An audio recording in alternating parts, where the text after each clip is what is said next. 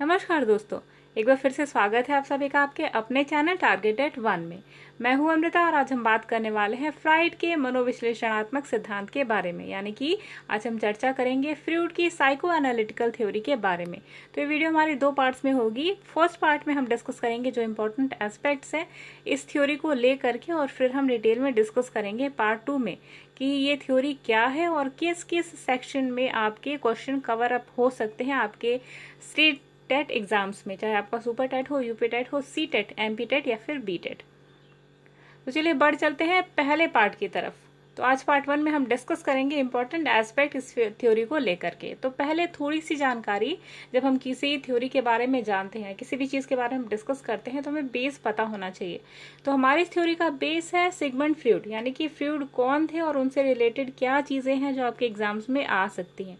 तो सबसे पहली चीज़ गाइस, फ्रॉइड के बारे में जानते हैं। तो फ्रॉइड का जन्म हुआ था 6 मई 1856 को। ये चीज़ आपको जानना इसलिए ज़रूरी है क्योंकि एग्जाम्स में कई बार आ जाता है कि फ्रॉइड का जन्म कब हुआ था। तो फ्रॉइड का जन्म 6 मई 1985 को हुआ था और 23 सितंबर 1939 को उनकी डेथ हुई थी। और ये कहाँ के निवासी थे? ऑस्ट्रिया के। ये कई बार क्वेश्चन आ भी चुका है कि सिगमंड फ्रॉइड कहाँ के निवासी थे? ऑस्ट्रिया के थे। और बेसिकली आपके क्वेश्चन थॉर्नडाइक से पूछा जाता है, तो अमेरिकन निवासी हैं वो। और ये सारी चीजें इसलिए इंपॉर्टेंट है गाइस क्योंकि एक एक नंबर के क्वेश्चन आपके एग्जाम्स में कई बार आ चुके हैं। तो सिगमंड फ्रॉइड ऑस्ट्रिया के निवासी थे और एक तंत्र विज्ञानी यानी कि वो एक न्यूरोलॉजिस्ट थे।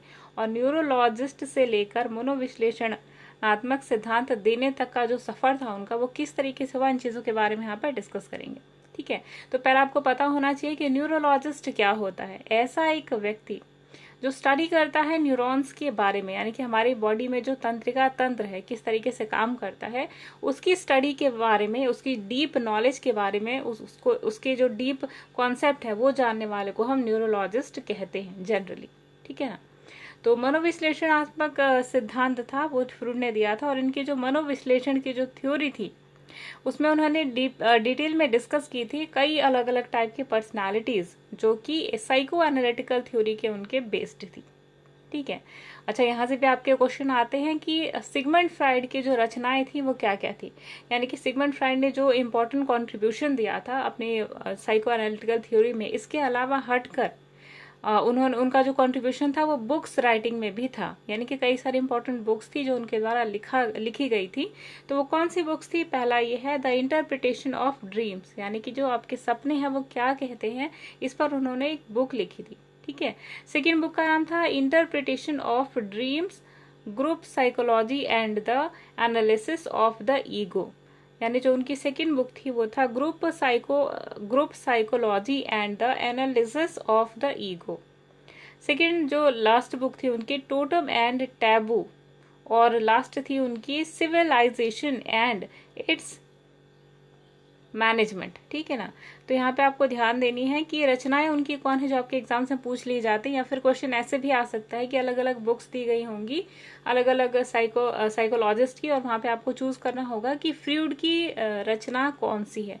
तो फ्रॉइड की ज्यादा रचनाएं नहीं, आप इजिली लर्न कर सकते हैं। पहला इंटरप्रिटेशन ऑफ ड्रीम्स, क्योंकि वो एक साइको एनालिस्ट थे, तो उनकी जो उनकी बुक्स थी, उनकी रचनाएं थी, वो इस तरीके की थी जो आप कॉन्शियस से नहीं अनकॉन्शियस लेवल में जाकर चीजों को देखते हैं। तो सपना सोने के बाद आप अनकॉन्शियस लेवल में चले जाते हैं।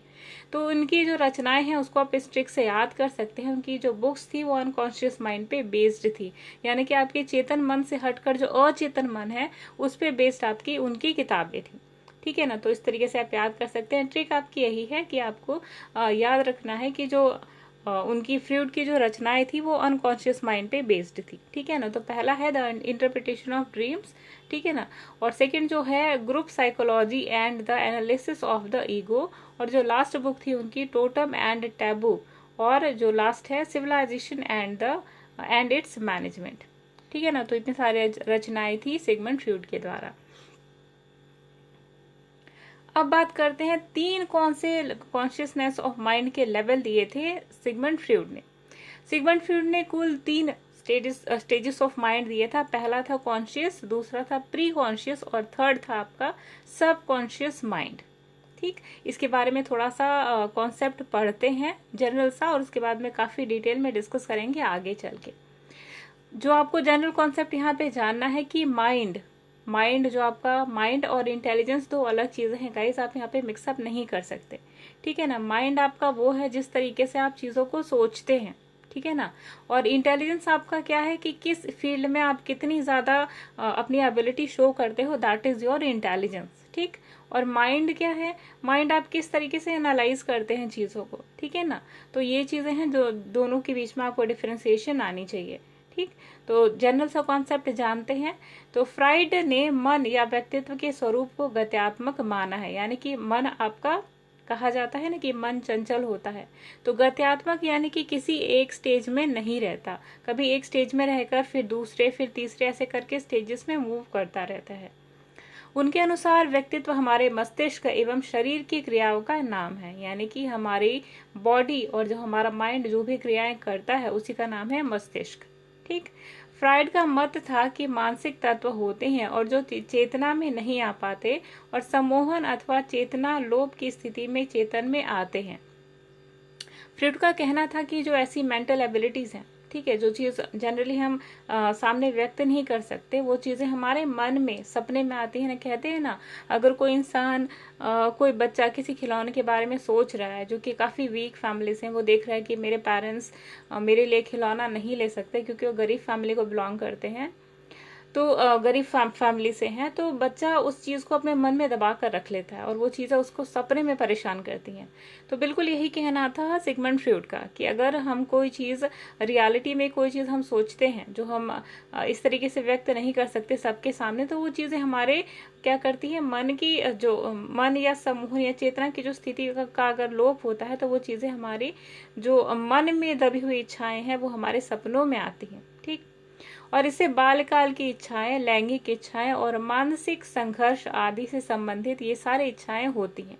यानी ऐसी इच्छाएं जिनसे जैसे कि लैंगिक इच्छाएं हैं, बाल्यकाल की इच्छाएं हैं, मानसिक संघर्ष, ये सारी चीजें ऐसी होती हैं जो जिनका ज्ञान आप स्वयं आपको खुद भी नहीं होता, लेकिन सामान्यतः व्यक्ति अपने प्रतिदिन की जिंदगी में पूरा नहीं कर पाता और ये विकृत रूप धारण करके या तो सपनों के रूप में या फिर उन्माद के दौरे के रूप में व्यक्ति के सामने उपस्थित होती हैं। तो फ्राइड के अनुसार व्यक्तित्व का गत्यात्मक पक्ष 3 अवस्थाओं द्वारा निर्मित था। तो यहाँ से एक जो सिंपल कॉन्सेप्ट है वो आपको ध्यान में रखना है कि जो फ्राइड थे उन्होंने 3 स्टेजेस ऑफ माइंड दिए थे।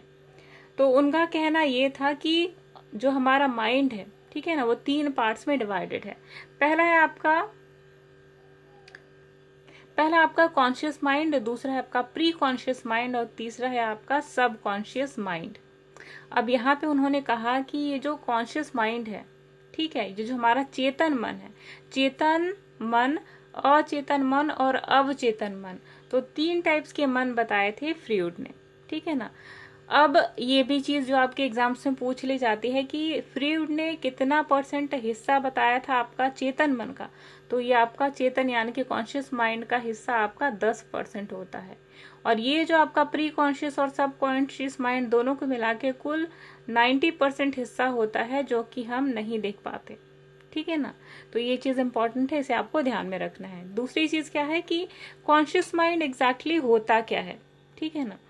कॉन्शियस मीन्स एक शब्द है, अंग्रेजी के तरीके से आप इसको समझे तो वो सारी चीजें जो आपके आसपास घटित होती है, जिनसे आप प्रभावित होते हैं और जो आप जिनसे आप आसपास के सराउंडिंग में आपके जो चीजें होती हैं और जो आप अंतः क्रिया करते हैं अपने सराउंडिंग के साथ में, जैसे कि खाना बनाना, स्कूल जाना, होमवर्क पूरा करना, ठीक है ना, और आपकी बुक्स पढ़ना, सामान की साफ सफाई करना, तो ये सारी चीजें हैं जो जिनको आप कंट्रोल कर सकते हैं।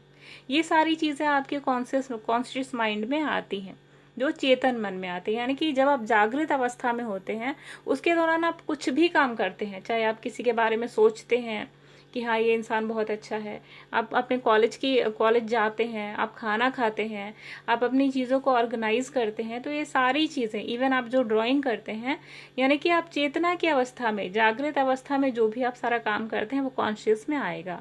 लेकिन प्री कॉन्शियस माइंड में वो सब चीज़ें आती हैं जब आप चेतना में नहीं रहते, यानी कि आप सो जाते हैं या तो आप बेहोशी की अवस्था में होते हैं, तब जो आपका माइंड काम करता है वो होता है प्री कॉन्शियस।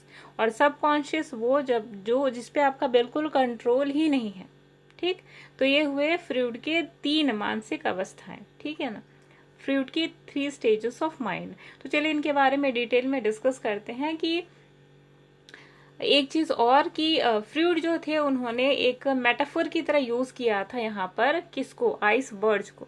ठीक, आइस बर्ड्स उनका मानना था, फ्रूड ने कहा था कि ये जो इंसान का जो दिमाग है ना, वो बिल्कुल उसकी तरह होता है, बर्फ के टुकड़े की तरह होता है जो कि पानी में तैर रहा होता है। जिस जैसे आप यहाँ पे देख सकते हैं कि फ्रूड ने कहा कि ये जो इंसान की मानसिक अवस्था होती है ना, वो कैसी होती है, पानी में तैरते हुए बर्फ के टुकड़े की तरह। ठीक, और ये 10% हिस्सा ही होता है जिसे हम कंट्रोल कर पाते हैं, और ये 90% हिस्सा होता है माइंड का जिसे हम कंट्रोल नहीं कर पाते। ठीक है ना, तो उसी को उन्होंने नाम क्या दिया था, जो कॉन्शियस हिस्सा है 10%, इसे ही हम कंट्रोल कर पाते हैं, और 90% हिस्सा वो होता है प्री कॉन्शियस और सब कॉन्शियस माइंड का, जिसे हम कंट्रोल नहीं कर पाते। ठीक, तो इसमें वो सारी इच्छाएं समाहित होती हैं जनरली, जिन्हें प्री कॉन्शियस और सब कॉन्शियस माइंड में वो चीजें समाहित होती हैं जनरली, जिन्हें हम व्यक्त नहीं कर पाते, जो हमारी दमित इच्छाएं होती हैं। लेकिन कॉन्शियस माइंड में वही चीजें हम कंट्रोल कर पाते हैं जो हमारी सराउंडिंग में होती हैं। ठीक है ना, तो आप इसको एकदम सिंपल भाषा में कैसे समझिए कि जब आप जागृत अवस्था में जो भी चीजें कंट्रोल कर पाते हैं वो आपका कॉन्शियस माइंड हो गया, और जब आप सो रहे होते हैं या ऐसी चीजें जो आपको खुद नहीं पता होती लेकिन आपका बिहेवियर में शो होती हैं। ठीक, जैसे आपको पता है कि हाँ, आपको पता है आपको खट्टी चीजें पसंद है, तो ये आपका चेतन मन है। ठीक, लेकिन अगर कोई ऐसी चीज है जो आपके बिहेवियर में शो कर रही है लगातार, आप अग्रेसिव हैं, लेकिन आप मानने को तैयार नहीं कि आप अग्रेसिव नेचर के हैं। ठीक है ना, तो आपका अनकॉन्शियस माइंड कहीं ना कहीं अग्रेसिव क्यों है, क्योंकि आप अंदर से दुखी हैं, आप प्रताड़ित महसूस कर रहे हैं अंदर से किसी चीज को लेकर के। लेकिन ये चीज आप जब आप अंदर से एक्सेप्ट नहीं कर रहे, लेकिन आपका सब कॉन्शियस माइंड अंदर से अफेक्टेड है अंदर से। ठीक, तो ये सारी चीजें हैं जो आपके माइंड की, आपके मस्तिष्क की, आपके दिमाग की जो है अलग अलग स्टेजेस को शो करती हैं। ठीक, तो चलिए पहले डिटेल में डिस्कस करते हैं। अभी हमने बात करी कि जो फ्रूड थे, सिगमंड फ्रूड, उन्होंने जो मानव मस्तिष्क है या मानव का जो दिमाग है उसको 3 स्टेजेस में डिवाइड किया था, और उन्होंने मेटाफर की तरह, यानी कि पानी में तैरते हुए बर्फ के टुकड़े की तरह मनुष्य का मस्तिष्क डिस्क्राइब किया था, एक मेटाफर की तरह। ठीक, तो उन्होंने हमारे मन की जो है अलग अलग प्रकार की 3 अवस्थाएं बताई थी। पहला था कॉन्शियस माइंड यानी कि चेतन मन, और दूसरा था अनकॉन्शियस माइंड यानी कि अचेतन मन, और तीसरा था सब कॉन्शियस माइंड यानी कि अवचेतन मन। ठीक, और यहाँ से आपके क्वेश्चन बहुत ज्यादा बनते हैं आपके एग्जाम्स में भी, तो आपको ध्यान रखनी है इन सारी चीजों को। तो सबसे पहले हम बात करेंगे कॉन्शियस माइंड के ऊपर, लेकिन इन तीनों में सबसे ज्यादा जो शक्तिशाली होता है वो होता है अवचेतन मन। अवचेतन मन जो कि आपके कंट्रोल में है ही नहीं। ठीक, तो ये है अवचेतन मन। अवचेतन मन का पूर्ण इस्तेमाल आज तक कोई नहीं कर पाया, क्योंकि आप उससे अवेयर ही नहीं है, आप उसको कंट्रोल ही नहीं कर सकते, तो आप उसको इस्तेमाल नहीं कर सकते। आप चेतन मन को इस्तेमाल कर सकते हैं क्योंकि वो आपके कंट्रोल में है। ठीक, अब हमने अपने माइंड को इन 3 अलग अलग प्रकार के आइस बर्ड्स से एक उदाहरण से समझते हैं, यानी कि हम अपने दिमाग की जो स्टेजेस है ना, उनको आइस बर्ड्स का जो आइस का जो टुकड़ा है, बर्फ का टुकड़ा जो पानी के ऊपर तैर रहा है, उससे समझने की कोशिश करते हैं। ठीक, तो समुद्र में पानी पर तैरती बड़ी बर्फ की चट्टान को आइस बर्ड्स कहते हैं। आइस बर्ड्स अगर आपको नहीं पता है तो पानी में जो बड़ा सा बर्फ का टुकड़ा पानी में जो तैरता है उसे हम आइस बर्ड के नाम से डिनोट करते हैं। तो आइस बर्ड्स को पानी पर तैरता है देख हमें ऐसा प्रतीत होता है कि जैसे बर्फ का पानी पर तैर रहा, जैसे बर्फ है वो पानी पर तैर रही है और उसका साइज उतना ही है लगभग जितना वो दिख रहा है। लेकिन सच्चाई ये तो होती नहीं, सच्चाई ये होती है कि आधे से ज्यादा हिस्सा जो होता है हम देख नहीं पाते और वो पानी के नीचे रहता है, और मात्र 10% ही हिस्सा ऐसा होता है जो कि हम देख पाते हैं। ऐसा ही बिल्कुल कंडीशन बताई थी सिगमंड फ्रूड ने हमारे मस्तिष्क की, यानी कि 10% हिस्से ही जो होते हैं हमारी बॉडी का, हमारे माइंड का, जो कि हम कंट्रोल कर सकते हैं, और 90% जो बाकी हिस्सा होता है हमारे दिमाग के अंदर जिसे हम कंट्रोल नहीं कर पाते। देखने में तो हमें ऐसा लगता है कि ये जो चेतन मन ही है हमारा, इसे हमने कंट्रोल करके अपनी पर्सनालिटी डेवलप कर ली, हम एक आईएएस ऑफिसर बन गए, वेल सिचुएटेड हो गए सोसाइटी में हमारे, तो ये 10% हिस्सों को हमने कंट्रोल कर लिया। ठीक, वहां से भी 10% में से कुछ हिस्सा जो होता है आपका, जिससे आपसे अछूता रह जाता है, जैसे आपके शौक होते हैं।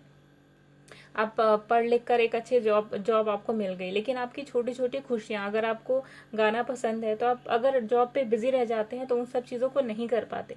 तो ये जो होती हैं ये दमित इच्छाएं होती हैं जो आप पूरा नहीं कर पाते, तो वो सपने में आती है, या तो आपका मन जो है उसकी तरफ आकर्षित होता है। कैसे? एक आईएएस ऑफिसर लड़का तैयारी करके बन गया, ठीक है, या कोई भी लड़का जो एक टीचर बन गया तैयारी करने के बाद, लेकिन उसे म्यूजिक पसंद है। ये क्या है? उसके मन की इच्छाएं हैं, ठीक है। तो जब भी वो म्यूजिक सुनता है या गाना सुनता है तो खुश हो जाता है या उसकी तरफ अट्रैक्ट हो जाता है। तो इस तरीके से आप समझ सकते हैं इस कंडीशन को। तो चलिए पहले बढ़ चलते हैं सबसे पहले कॉन्सेप्ट के ऊपर, यानी कि चेतन मन के ऊपर। तो अपनी दिनचर्या में हम जो भी सोचते हैं, महसूस करते हैं, वो सभी चेतन मन द्वारा होता है। अभी हमने डिस्कस किया था कि अपने सराउंडिंग में हम जो भी फील करते हैं, जो हमारा इंटरेक्शन है हमारे सोसाइटी, हमारे सराउंडिंग के साथ में, तो ये हमारे कुल माइंड का, यानी जो हमारा दिमाग है उसका कुल 10% होता है चेतन मन, ठीक आइसबर्ग के ऊपरी हिस्से की तरह। और एक्टिव माइंड ही चेतन मन कहलाता है, जो हजारों विचार हमारे दिन भर में आते हैं, और चाहे वो पॉजिटिव हो या फिर नेगेटिव, लॉजिकल हो या फिर डिसीजन लेना, सोचने के बाद कोई भी एक्शन लेना आदि, सभी चेतन मन के द्वारा किए जाते हैं। तो चेतन मन तभी एक्टिवेट रहता है जब तक हम जागते हैं। हमारे सोने के बाद चेतन मन भी शांत हो जाता है।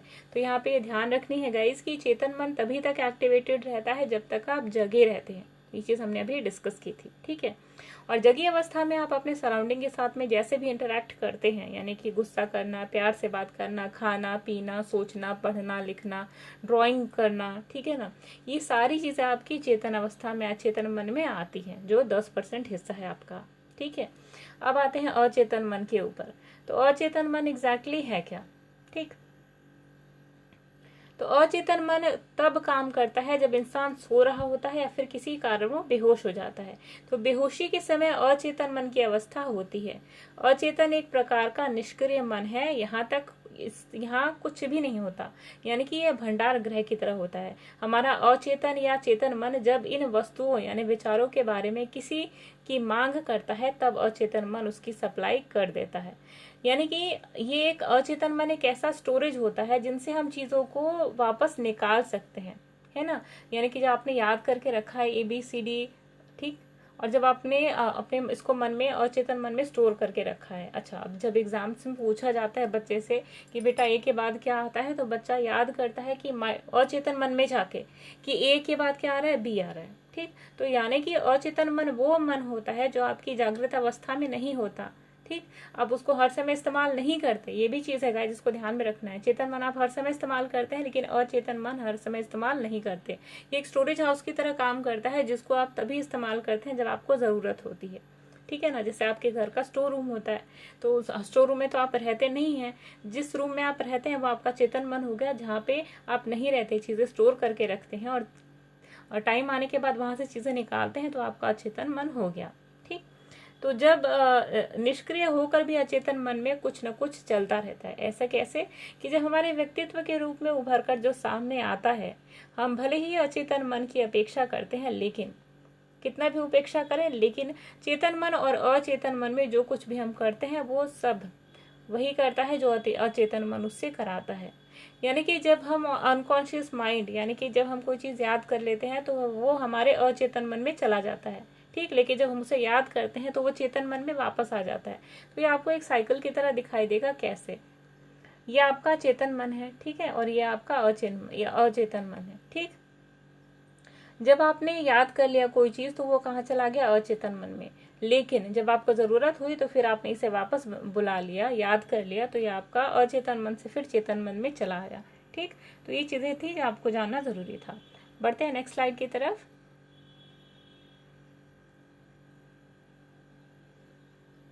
तो फ्रीड ने बिल्कुल ये बात मेंशन करी थी यहाँ पे, बिल्कुल सही, कि मन एक हिमखंड की तरह होता है, यानी कि आइसबर्ग की तरह होता है, जिसका 10% हिस्सा ही ऊपर दिखाई देता है, और 90% जो हिस्सा है वो पानी के अंदर छिपा होता है। और इसी तरीके से यंग ने भी कहा था कि ज्ञात मन यानी कि चेतन को केवल छोटे से द्वीप के समान हम मानते हैं, और चारों तरफ से फैलाकर महासागर अज्ञात अचेतन मन है, और यही अज्ञात मन सब कुछ करता है।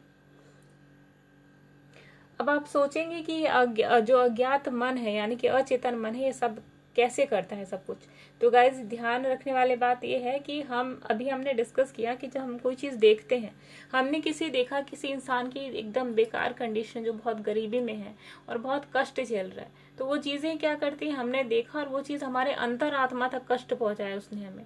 तो अभी आपने देखा जस्ट आपकी आंखों से आंसू आए, लेकिन जब कोई ऐसी कंडीशन होगी जहां पे आपको इस टॉपिक पे निबंध बोलना होगा, तो आप वही कंडीशन में वापस जाके याद करेंगे कि हाँ मैंने ये देखा था सिनेरियो, और उसके बेसिस पे मैं अब जाके बोल पाऊंगा।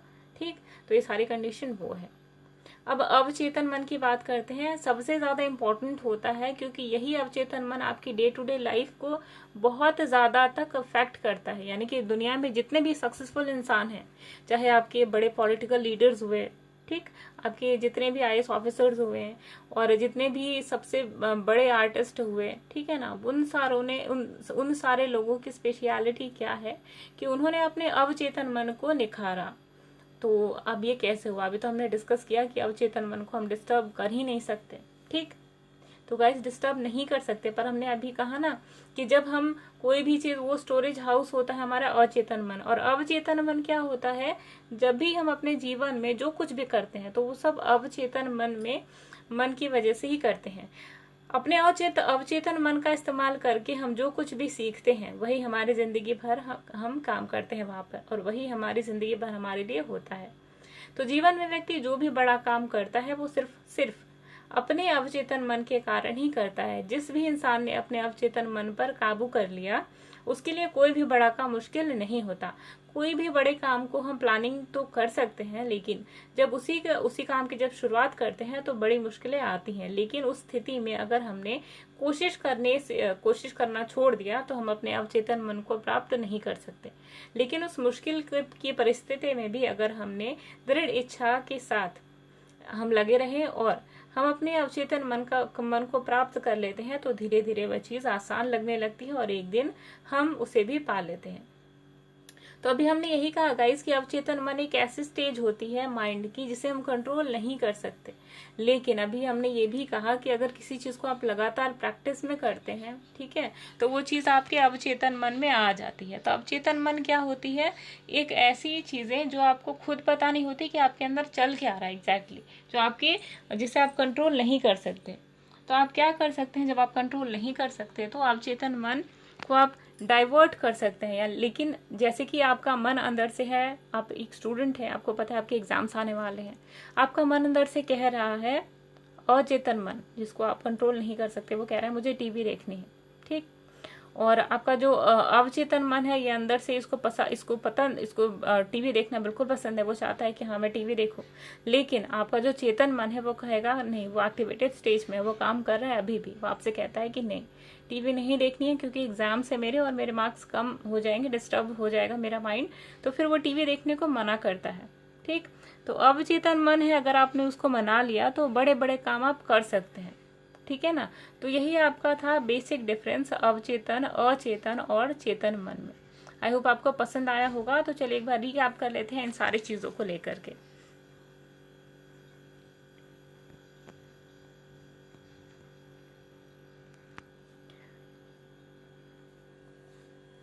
गाइस हमने बात की थी अभी सिगमंड फ्राइड की थ्योरी के बारे में। ठीक है, तो सिगमंड फ्राइड का जन्म हुआ था 6 मई 1856 को और उनकी मृत्यु हुई थी 23 सितंबर 1939 को। ऑस्ट्रिया के वो नागरिक थे और तंत्रिका विज्ञानी थे, यानी कि न्यूरोलॉजिस्ट थे और मनोविश्लेषणात्मक के सिद्धांत के संस्थापक भी थे। सिगमंड फ्राइड की जो रचनाएं थी वो थी the interpretation of dreams, group psychology and the analysis of the ego, और टोटेम एंड टैबू और सिविलाइजेशन एंड इट्स मैनेजमेंट। तो इनकी मुख्य रचनाएं थी जो आपके एग्जाम से पूछी जाती हैं। उन्होंने 3 लेवल्स ऑफ कॉन्शियस माइंड दिए थे, यानी कि मस्तिष्क के 3 स्तर दिए थे। पहला था आपका कॉन्शियस माइंड, जो कि 10% होता है हमारे कुल मस्तिष्क का। ठीक है ना, हमारी कुल मस्तिष्क का 10% ही हिस्सा होता है, और ये जो होता है हमारा अचेतन और अवचेतन जो होता है हमारे मस्तिष्क का कुल 90% हिस्सा होता है। ठीक, और ये जो 10% होता है इसे हम कंट्रोल कर पाते हैं और 90% को नहीं कंट्रोल कर पाते। ठीक। कॉन्शियस माइंड या फिर चेतन मन वही होता है जो हमारे सराउंडिंग से हम इंटरेक्ट करते हैं, बैठना, सोचना, खाना पीना, वो सारा कॉन्शियस माइंड हमारा करता है। ठीक। हमारी जो फीलिंग्स होती हैं, लव, हेट, ये सारी चीजें। लेकिन प्री कॉन्शियस माइंड क्या होता है, इन फीलिंग्स को कंट्रोल जो करता है, यानी कि लव, हेट और ये जो देखना, बैठना, इन सारी चीजों को कंट्रोल करता है प्री कॉन्शियस और सबकॉन्शियस माइंड। ठीक। ये भी चीज आपको ध्यान रखनी है। प्री कॉन्शियस माइंड होता है यानी कि अचेतन मन होता है, स्टोर रूम की तरह काम करता है। जब आप चेतन मन में कोई चीज रखते हैं, चेतन मन में कोई चीज देखते हैं, सोचते हैं, तो वो आगे स्टोर हो जाता है प्री कॉन्शियस माइंड में। और जब आपको जरूरत होती है दिमाग की आपको, तो फिर यही चीज आपकी प्री कॉन्शियस माइंड से उतरकर फिर आती है आपके कॉन्शियस माइंड में। जैसे अगर आपने याद किए, यूपी टेट में आप एग्जाम्स में बैठे और आपने सारी चीजें याद कर ली। अब जब एग्जाम्स में आप गए तो आपने जब याद किया था तो उसे आपने प्री कॉन्शियस माइंड में स्टोर कर लिया, लेकिन जब आप एग्जाम्स में गए तो आपने उसको दोबारा रिकॉल किया, याद करा, तो उसके बाद फिर से वो आपका चेतन मन में आ गया। ठीक। नेक्स्ट है आपका सबकॉन्शियस माइंड। तो सबकॉन्शियस माइंड अचेतन मन होता है, अवचेतन मन, जिसे आप कंट्रोल नहीं कर सकते। ये आपके व्यक्तित्व में दिखाई देता है। ठीक है ना। सीधे होकर चलना, दूसरे की अपने आप को, अगर कोई सच्चा व्यक्ति है तो हर बात में सच को अप्रिशिएट करता है। ठीक है। ऑटोमेटिकली इंसान उस तरफ खींचा चला जाता है जहां उसका अवचेतन मन उसे सुख देता है। ठीक है ना। तो अवचेतन मन को आप कंट्रोल नहीं कर सकते, आपकी अंदर की इच्छा है। आप कितना भी चाहें कि हाँ मुझे मीठी चीजें पसंद है, आप बहुत कंट्रोल कर लेते हैं अपने आप को कि नहीं मुझे मीठी चीज पसंद नहीं है, मुझे शुगर की प्रॉब्लम है, मैं नहीं कर पाता, लेकिन हाँ आपका जो इंटरनल मन है वो उसी तरफ जाएगा। ठीक। तो ये होता है आपका सबकॉन्शियस माइंड यानी कि अवचेतन मन। ठीक। तो गाइज यहाँ पे हमने बात की थी इम्पोर्टेंट सिगमंड फ्रॉइड की थ्योरी के बारे में। आई होप आपको वीडियो पसंद आई होगी, और पसंद आती है तो प्लीज़ हमारी वीडियो को लाइक करें और हमारे चैनल को सब्सक्राइब करना ना भूलें, और नोटिफिकेशन बेल को ज़रूर दबाएं जिससे कि आप हमारी लेटेस्ट वीडियो को हर पल देख सकें। तो मिलते हैं पार्ट 2 ऑफ फ्रॉइड की जो है मनोविश्लेषणात्मक सिद्धांत के बारे में डिस्कस करते हैं हम नेक्स्ट पार्ट में। तब तक के लिए अमृता को दीजिए इजाजत। Bye bye.